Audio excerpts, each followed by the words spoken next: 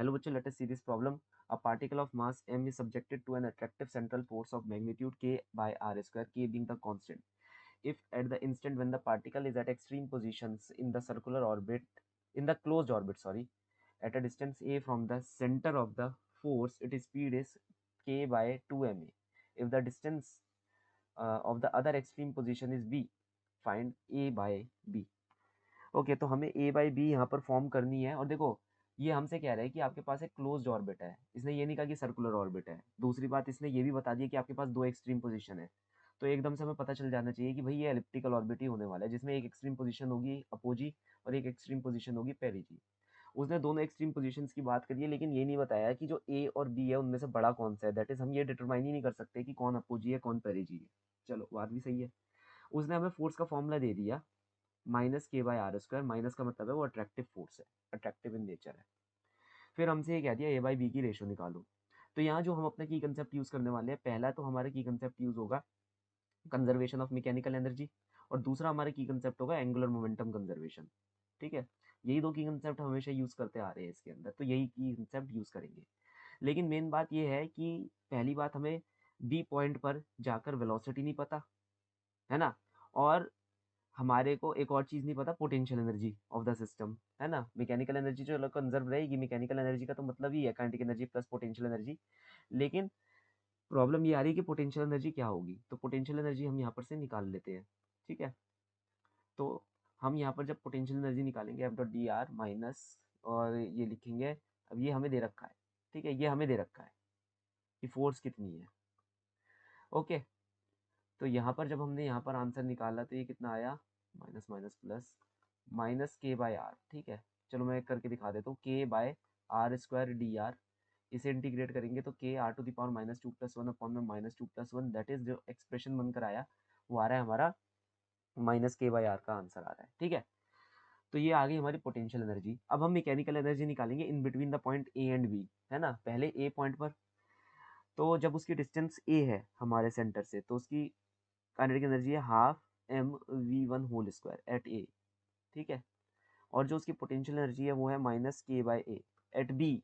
Eight b जब हम उससे इक्वेट करेंगे half M v two square minus के बाय बी. और फिर हम एंगुलर मोमेंटम कंजर्वेशन लगा सकते हैं. एक तो ये आ गया हमारे पास, एक इक्वेशन तो ये आ गई, है ना, जहाँ पर वी वन की वैल्यू हमारे को उन्होंने दे ही रखी है के अपॉन टू एम ए. यहाँ पर ये के अपॉन टू एम ए. लेकिन मैं एक चीज़ बता दूं, यहाँ पर क्वेश्चन में ये वैल्यू गलत दे रखी है. ठीक है, ये होनी चाहिए अंडर रूट. ये करेक्शन है जो तुम्हें करना पड़ेगा इस क्वेश्चन के अंदर.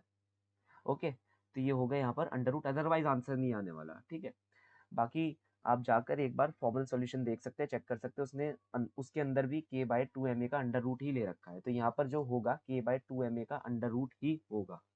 ठीक है, अब जो हमारे को अननोन है वो है ये V2 की वैल्यू, वरना आंसर नहीं आने वाला.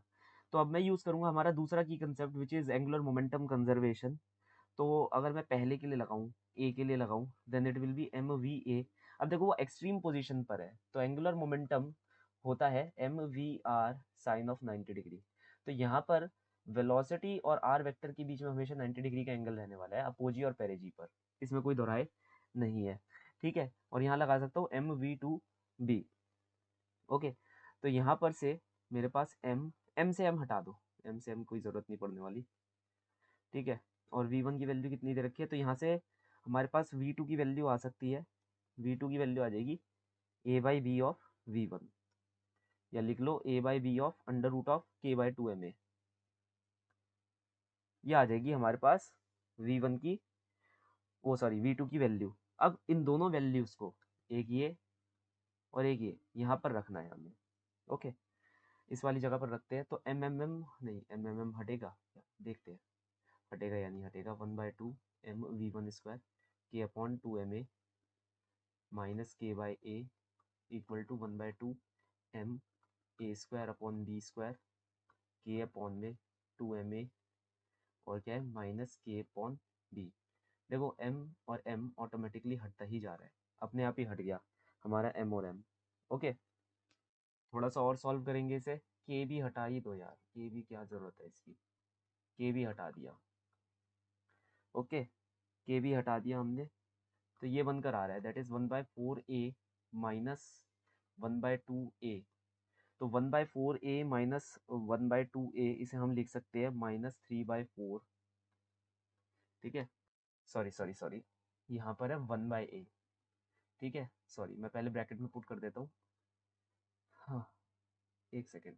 तो ये है 1/4a minus 1/a equal to 1/2 a² upon b²। ठीक है, इंटू 1/2a माइनस 1/b, तो ये हो जाएगा हमारा -3/4a, नीचे आएगा ये। ठीक है, that must be equal to 1/4, a से a कट जाएगा एक, ये होगा नीचे b² और ऊपर आ जाएगा a। ठीक है, एक ही आया -1/b। तो ये हमारा आंसर इतना निकल कर आ जाएगा। अब थोड़ा सा इसे हम रीशफल करेंगे ताकि हम b² वगैरह की वैल्यूज के अंदर लिख पाए। Okay, so let us simplify this. अब हमें यहाँ पर एक काम करते हैं कि यहाँ पर क्या दे रखा है, a/b² -1b -3/4a।